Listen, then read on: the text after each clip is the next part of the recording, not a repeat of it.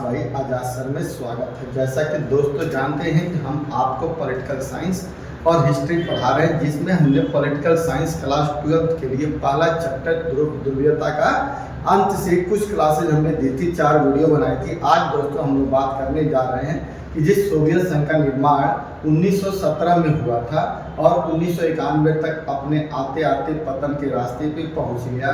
हालांकि 1917 में स्थापित करके दुनिया की दूसरी अर्थव्यवस्था सोवियत संघ बन गई और दुनिया की दूसरी अर्थव्यवस्था बनने के बाद भी इसमें बहुत सारी ऐसी क्वालिटियां थी जिसके वजह से ये आगे निकला। लेकिन 1970 का दशक हो या 1980 का दशक हो, ऐसा क्या हुआ कि यूएसएसआर अपने रास्ते से बिखर गई और पतन के रास्ते पे चल गया और दुनिया की दूसरी ताकत थी वो आकर के पूरी तरह से नतमस्तक हो गई। तो दोस्तों आज हम लोग देखना चाहते हैं कि इसके क्या कारण थे। चलिए हम लोग बात करते हैं कि सोवियत संघ के विघटन का कारण या बिखराव का कारण, यानी कैसे वो बिखर गया या उसका पतन हो गया। तो दोस्तों सबसे पहले, और यहाँ से आपको 6 नंबर के क्वेश्चन आते हैं, ये पक्का एकदम तय करिएगा कि सोवियत संघ के विघटन के कारण 6 नंबर पे आएंगे, जिसमें आपका सबसे पहला पॉइंट लिखिएगा विघटन के कारण में कि तानाशाही, साम्यवादी तानाशाही की व्यवस्था, यानी साम्यवादी तानाशाही व्यवस्था जो थी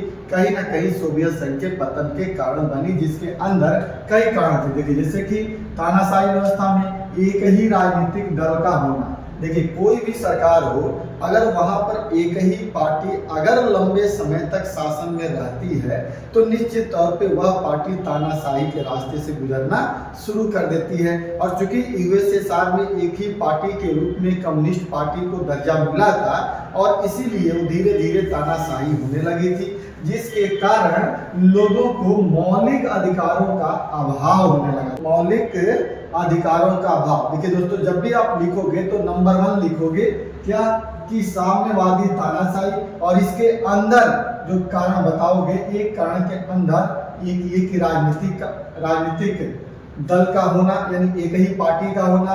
दूसरा मौलिक अधिकारों का अभाव। अभाव का मतलब था कि लोगों को अपनी मौलिक अधिकार नहीं मिल रहे थे, बोलने की आज़ादी नहीं थी, स्वतंत्रता उनकी छीनती जा रही थी, लोग इसीलिए नाराज हो रहे थे। तीसरा इसमें था कि विचारों की अभिव्यक्ति या स्वतंत्रता नहीं, लोगों को अपनी बात रखने की आज़ादी नहीं थी। तानाशाही धीरे धीरे यूएसएसआर में बढ़ती जा रही थी, लोगों का शासन में भागीदारी नहीं हो रहा था। अब बताइए जब लोकतंत्र में लोगों का भागीदारी ही नहीं होगा तो फिर वो तानाशाही व्यवस्था तो बनेगी ही बनेगी। और लोकतंत्र का मतलब ही होता है कि लोगों का तंत्र, अर्थात लोगों की भागीदारी होनी चाहिए। लेकिन यूएसएसआर में कोई भी लोगों की भागीदारी दिखाई धीरे धीरे नहीं हो रही थी, जिसके कारण इसका पतन हो रहा था।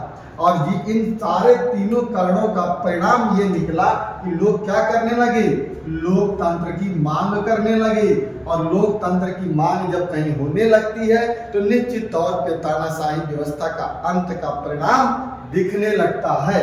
इस प्रकार दोस्तों एक कारण सबसे पहले आप लोग लिखिएगा तो साम्यवादी तानाशाही, और उसके अंदर ये 4 परिणाम बताइएगा। उसके बाद दूसरी जो व्यवस्था थी जिसके वजह से सोवियत संघ का पतन हो रहा था वो था गिरती हुई अर्थव्यवस्था। अब देखिए सोवियत संघ जिस अर्थव्यवस्था के साथ तेजी से आगे बढ़ी थी 1970 और 1980 के दशक में उसकी अर्थव्यवस्था गिरने लगी थी, जीडीपी डाउन होने लगे था, जिसके पीछे कई कारण थे। और यही जीडीपी का गिरना, अर्थव्यवस्था का पतन होना सोवियत संघ के पतन का कारण बना। देखिए सबसे पहला गिरती हुई अर्थव्यवस्था में इसके अंदर सबसे पहले लिखिएगा जीडीपी की लगातार गिरावट, लगातार इसके जीडीपी में गिरावट होने लगी थी। दूसरा कि कृषि और प्रौद्योगिकी उत्पादन में लगातार कमी होने लगी, कृषि में उत्साह नहीं दिख रहा था, कृषि में लगातार गिरावट हो रही थी। और प्रौद्योगिकी के क्षेत्र में, टेक्नोलॉजी के क्षेत्र में भी उत्पादन नहीं हो पा रहा था। साथ ही साथ साम्यवादी देशों की आर्थिक और सैन्य मदद की बोझ। अब देखिए यूएसएसआर ने क्या किया कि जो जो देश इसके मानने वाले थे, साम्यवादी देशों का आर्थिक और सैन्य बोझ था। क्योंकि लगातार जो हो रहा था, जितने भी साम्यवादी देश थे उसको यूएसएसआर क्या कर रहा था, लगातार मदद कर रहा था जहां जहां संकट हो रही थी। और उस मदद की वजह से इसकी अर्थव्यवस्था कमजोर हो रही थी। जैसे वो कोरिया संकट हो या वियतनाम का संकट हो या अफगान संकट हो। ठीक इसी प्रकार दोस्तों इसी के अंदर अगला जो पॉइंट था वो पश्चिमी देशों से आगे निकलने की लगातार होड़। पश्चिमी देशों से लगातार आगे निकलने के लिए इन्होंने सैन्य खर्चा बढ़ा दिया, सैन्य खर्च करने लगे। साथ ही साथ अपने जनता से भी इन्होंने क्या किया, झूठ बोला कि मैं क्या हूँ, मैं तो लगातार आगे निकल रहा हूँ और हमें कोई दिक्कत नहीं है। हालांकि ये बात पूरी तरह से सत्य नहीं था। और इसके बाद अगला जो कारण था वो नौकरशाही की बोलबाला। नौकरशाही लगातार बढ़ती जा रही थी जिससे लोगों को बोलने की आजादी छीनी जा रही थी। प्रशासन में भ्रष्टाचार बना रहा था, यानी यह भी एक कारण था कि भ्रष्टाचार क्या हो गया था, बहुत ज्यादा हो गया था। साथ ही साथ पश्चिमी देशों से सूचना और तकनीकी के क्षेत्र में पिछड़ना, पश्चिमी देशों से सूचना और तकनीकी के क्षेत्र में पिछड़ते जा रहे थे और लगातार अपनी जनता से झूठ बोल रहे थे, जो इसके पतन का कारण बना, जिसके परिणाम स्वरूप जनता में असंतोष की भावना का विकास हो गया। जनता असंतोष हो गई और वो जनता क्या करने लगी, लोकतंत्र की मांग करने लगी। इसी बीच गोरबाचेव की कुछ नीतियां थी जो मैंने पिछली क्लास में आपको बताया था कि खुलापन की नीति और क्या था, पुनर्गठन की नीति। ये दो नीतियां थी जो यूएसएसआर के लिए एक तरह से पतन का कारण भी बन गया। साथ ही साथ 15 देश थे इसमें, हमने आपको बताया था कि यूएसएसआर के अंदर कितने देश थे, टोटल 15 देश थे।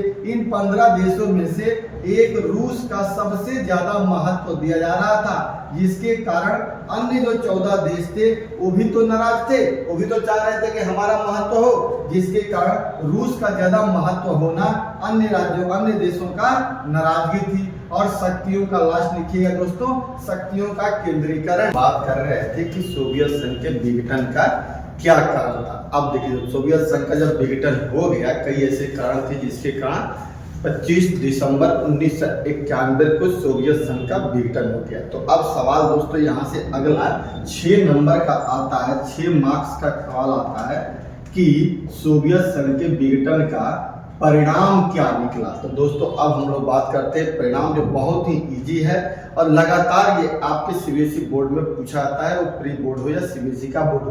तो दोस्तों चलिए हम बात करते हैं कि सोवियत संघ के विघटन का परिणाम क्या निकला। सबसे पहला परिणाम ये निकला कि शीत युद्ध का अंत हो गया, अर्थात 1991 में अब शीत युद्ध का अंत होगा। क्योंकि शीत युद्ध किसके बीच में होता है, या तो यूएसएसआर और अमेरिका के बीच में होता।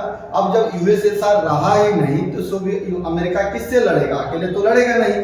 इसलिए सोवियत संघ का पतन होना ही शीत युद्ध का खत्म होना था, पहली बात हो गई। दूसरा, विश्व राजनीति में अमेरिका का वर्चस्व बढ़ गया, निश्चित तौर पे बढ़ गया। अब कौन रोकने वाला है अमेरिका का, आप ही बताइए। 1991 के पहले जहां भी कहीं अमेरिका जाता था तो उसके बाद उसके पीछे पीछे यूएसएसआर रहता था, क्योंकि दुनिया की दूसरी ताकत थी ये। अब जब दूसरी दुनिया की ताकत का अंत ही हो गया तो अब विश्व राजनीति में क्या हो गया, अमेरिका का वर्चस्व स्थापित हो गया। अब देखिए इसका तीसरा एक परिणाम ये निकला कि नए देशों का उदय हुआ। कहिएगा सर नए देशों का उदय कैसे हुआ, तो जो यूएसएसआर बना था, इस यूएसएसआर के अंदर हमने आपसे पहले बता रखा है कि 15 देश थे। अब ये जब 15 देश बिखर जाएंगे तो 15 अलग अलग देश बनेंगे, तो क्या ये 15 देशों का एक नए देश के रूप में उदय होगा। तो नए नए 15 देशों का उदय हुआ जो पहले एक संगठन के तौर पर काम कर रहे थे। अब जब इनकी संख्या का उदय होगा तो ये जाकर के यूएनओ को ज्वाइन करेंगे, तो यूएनओ की संख्या में वृद्धि हो गई। चौथा परिणाम क्या निकला, यूएनओ की संख्या में वृद्धि हो गई। अब जब ये अलग हो गए तो रूस का कमजोर होना तय था, क्योंकि 15 देश मिलकर के ही तो रूस को आगे बढ़ा रहे थे, तो अब रूस का भी कमजोर हो गया। तो पांचवा एक परिणाम क्या निकला, रूस कमजोर हो गया। अब देखिए छठा दोस्तों सबसे महत्वपूर्ण था क्या, कि हथियारों की प्रतिद्वंदिता समाप्त हो गई। अब कौन किससे लड़ेगा, अमेरिका हथियार इसीलिए बना रहा था कि हमें यूएसएसआर से लड़ना है, और जब यूएसएसआर ही नहीं रहेगा तो अब हथियार बना के अमेरिका करेगा क्या, इसलिए उसकी प्रतिद्वंदिता भी समाप्त हो गई। उधर यूएनओ के कार्यों में प्रगति हो गई। अब पहले क्या होता था कि किसी भी काम को लेकर के अमेरिका का काम हो तो यूएसएसआर वीटो लगाता था, जिससे कार्य रुक जाती थी, और यूएसएसआर का काम है तो अमेरिका वीटो लगाता था, जिससे उसके काम रुक जाते थे। लेकिन जब यूएसएसआर का पतन हुआ तो लगातार अब कार्य में प्रगति आ गई, क्योंकि किसी भी प्रकार का कोई भी प्रतिबंध या कोई कार्य में प्रगति, कोई कार्य में रुकावट नहीं आती थी, जिसका परिणाम हम प्रथम खाड़ी युद्ध के रूप में भी देख सकते हैं। अब यहीं से एक ध्रुवीय विश्व की शुरुआत हो गई, यानी विश्व में एक अमेरिका ही अमेरिका रह गया। साथ ही साथ दोस्तों शक्ति संतुलन में बदलाव आ गया। अब शक्ति का संतुलन जो पहले दो रूप में था, अब टोटल किसके पास चला गया, एक अमेरिका के पास चला गया। इस प्रकार और 10वां जो था दोस्तों कि रूस को यूएसएसआर का उत्तराधिकारी घोषित किया गया। क्या किया गया, रूस को यूएसएसआर का उत्तराधिकारी घोषित किया गया। इस प्रकार दोस्तों जब सोवियत संघ का विघटन हुआ, ठीक है, 25 दिसंबर 1991 में, तो उसके कई परिणाम निकले जो आपके सामने हैं। इनमें से कोई भी दोस्तों आप 6 परिणाम लिख करके एक्सप्लेन कर दीजिए, आपको 100% मार्क्स आपको एग्जाम में मिलेगा। और ये 2 क्वेश्चन आप बड़े अच्छे से तैयार करिए। जय हिंद, जय भारत।